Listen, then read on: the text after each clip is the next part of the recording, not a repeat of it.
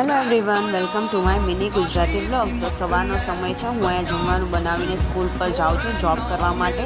જેમ કે new subscriber હોય કોઈ તો હું એને ઇન્ફોર્મેશન આપું છું। અહીંયા મેં લસણિયા બટેટા બનાવી લીધા છે મારા હસબન્ડ માટે, અને મારા માટે મેં ભીંડાનું શાક બનાવ્યું છે કેમ કે ભીંડો મારો ફેવરેટ છે એટલે। અને રોટલી પણ બનાવી લીધી છે। તમે અહીંયા જોશો કે અહીંયા આટલા બધા વાસણનો ઢગલો થઈ ગયો છે કે સવારમાં નાસ્તો અને જમવાનું એટલે કે બ્રેકફાસ્ટ અને લંચ બધું પ્રિપેર કરવાનું હોય એટલે આટલા બધા વાસણનો ઢગલો છે। સાંજે નાની નાની ભૂખ માટે મેં પિઝા બનાવ્યા હતા, તો મેં એ શૂટ કરીને તમને દેખાડ્યું છે કે હું હોમમેડ પિઝા કેવી રીતે બનાવું છું, આટલું બધું વેજીસ અને થોડુંક એવું ચીઝ નાખીને। અને રાત્રે જમવા માટે એટલે કે ડિનર ટાઈમમાં બન્યા હતા દાળ ભાત।